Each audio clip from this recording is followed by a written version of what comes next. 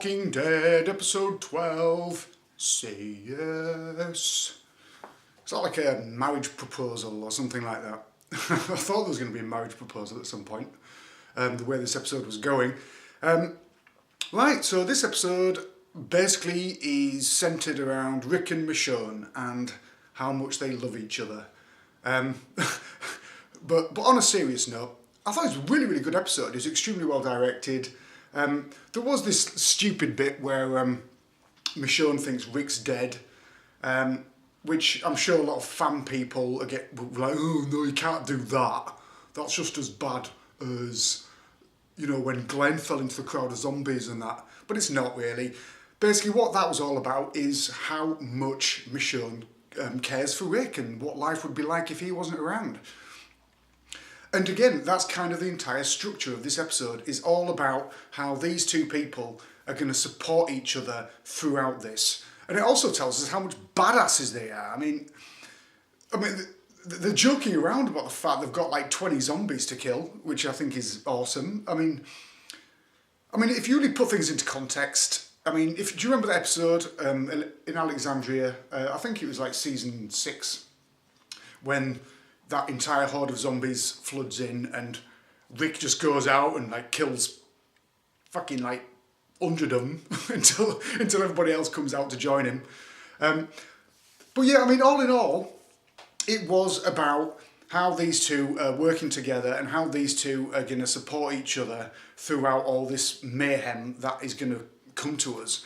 Now, I could talk about them all day long. However, what I'm going to talk about is Rosita, because bless her, you know, she's so lovely to look at, but you know, she is an absolute bitch and she's so irrational, it's unbelievable. And I mean, we see this in regard to the Tara conversation they have in this episode. So you got Tara and Rosita, all Tara does is go, we're going to win, and Rosita goes, we're not going to win because, you know, we can't do one thing, get a load of guns for the garbage pail kids, you know. If we can't get them guns, how the hell are we going to beat Negan and the Saviours? Which is completely understandable.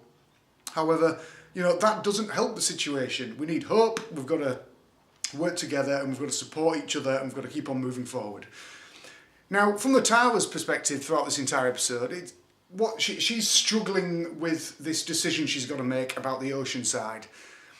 You know, she's thinking, well, hang up a minute, you've got an entire community there who are hidden and, you know, they've got some serious firepower and all we have to do is go knock on their door. But they told me not to go and bother them because they want to be left alone. So what does she do? What is she going to do? And towards the end of this episode, you know, they don't show us on camera, but she's clearly willing to open up to Rick about it. My actual favourite part of this episode was when Rosita went to go and talk to Gabriel in the church, to be honest with you. And, you know, it's funny because I've been looking back on early episodes. I've been watching season 5 and God, Gabriel was such an ass. He really, really was. He was such a donkey. He was such a coward. And for someone who's supposed to be a man of God, you know, there was no loyalty or hope in that character at all. But now we've got this Gabriel who he has turned into the person that people go to, that people turn to. And there's the bit where Rosita just goes up to him and she's like, no, it's all your fault, Gabriel.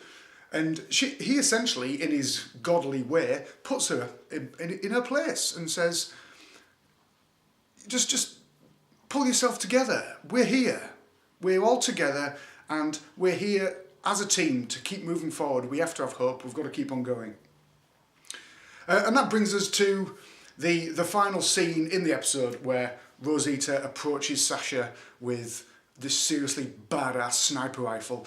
And once again, it just looks like these two are going to make a really bad decision. Almost as bad as the decision that Tara made when she had that gun with one bullet and all she had to do was shoot Negan. Instead, she shot Lucille. And look what happened after that. You know, 2 people died.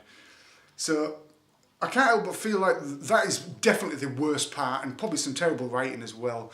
Is that why? It's not going to work out, you know? if they fail to kill Negan with this sniper rifle, not only are they going to die, but other people are going to suffer for it as well. You know, I mean, Negan, the first thing Negan will do, he'll send around a gang of saviours with him, and they'll bring a lot of people back, and they'll just, you know, execute them there and then. You know what I mean? That's a bad decision to make. I mean, I don't know how it's going to play out. I don't know if anybody's going to find out what they're doing. I really hope they do, because it's just all a bit pointless, really. It really is. And it frustrates me that their story throughout all this, throughout what's going on at the moment, is going to be the fact they're going to attempt to kill him. And that really irritates me. But all in all, I really like this episode. I love the relationship between Rick and Michonne. I believe it, to be honest with you. I really do believe their relationship. Like I say, Rosita and Sasha, completely irrational, really annoying. But let's bring on next week. I haven't seen the trailer, so I can't comment on what next week looks like. I'll leave it empty, like I always do. So bring on next week. Let's see what happens next. Anyway, guys, as always, thank you very much for watching. Always a pleasure, never a chore. Click subscribe if you want to see more. Peace out, and I'll see you next time.